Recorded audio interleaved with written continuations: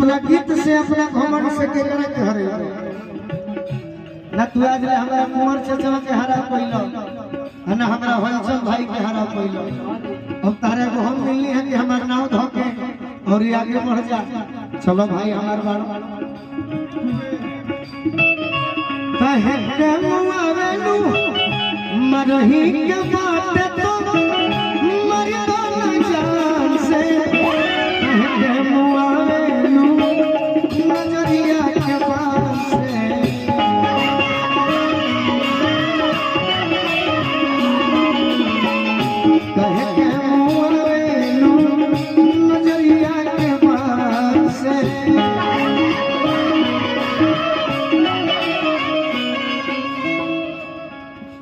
आज के श्रोता रंजीत भैया बालो ना हमारा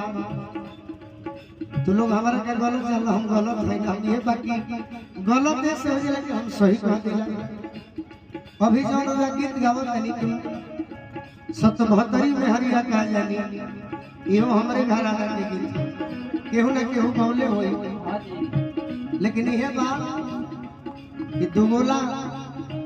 जेकरा जोरे हो गई गावा आज भी हम लड़त तनी मरही के बाटे तो मर दो ना जान से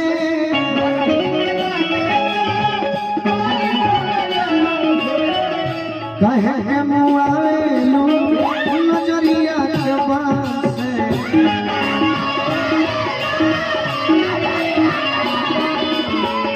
कहे मुआवेलू नजरिया के पास से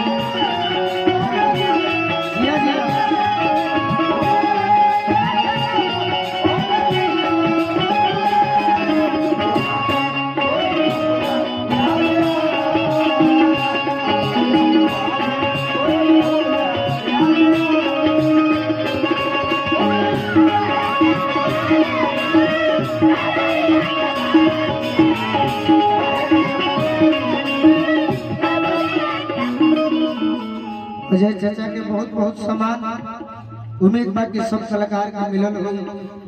त्रुटि भी भइल होई तो हम अपना तरफ से क्षमा मांगो गलती हो जाला सेवा भाव में अजय चाचा के बड़ी कृपा बा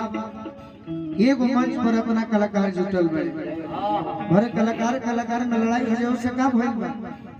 इतना होला आज भोजपुरी में केहू आगे बढ़ावे के सोचता आज तो झगड़ा जतने करो विवाद करो उतनी यूट्यूब आगे बढ़ जाए घर से निकलेलू सजी सवार के घर से निकलेलू सजी सवार के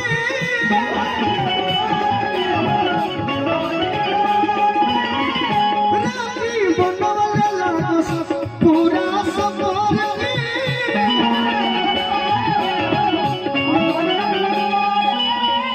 राजी बनवले लागस पूरा सफर के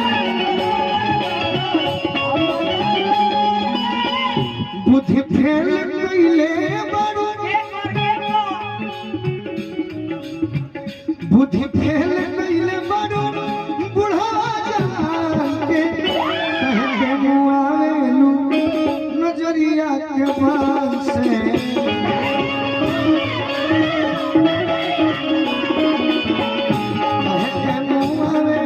नजरिया के पास से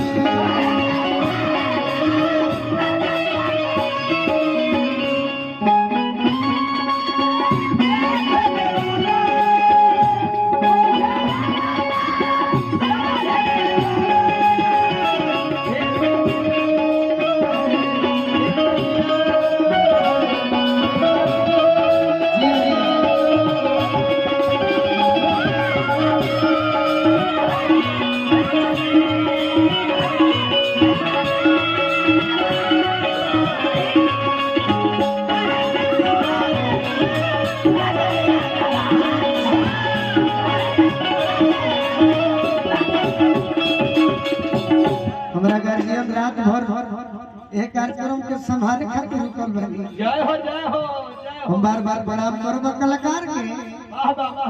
अतना कुदल के थोड़े बचाया जी अपना आवाज से गीत ऐसा गाओ कि केहू के बगली रुके जब अंत में लेका कहता एक बाद प्रदुमन जी के जवाब रोशन जी मात्र 20 मिनट दे और 20 मिनट के बाद ये कार्यक्रम समाप्त कर दिया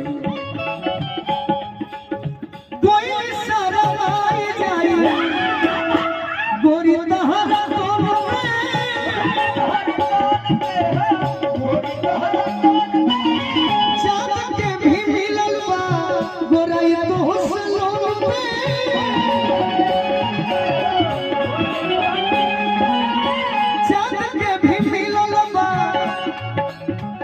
गोराई तो से लोन पे हल चल लोनू के हल चल लोनू के डोलाव जनी मां के तनी प्रेम से चौगुन बजाई तो उतना बने के का उतना बने के का भाई झाजी हम सब जाने ले तू कह जान तरह के घर में धुर लगा के पहलवान भइल बाकी जेकरा से तू बोला ना ओकरा से लड़ला भाई कि हल चल बोलू के डोलाव जनी मां के त कहे के मुआवेलू अरे नजरिया के बात से कहे के मुआवेलू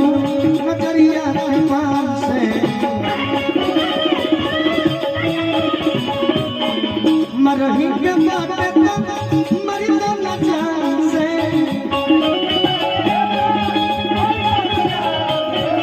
मरही के बाटे तो मरी तो न जान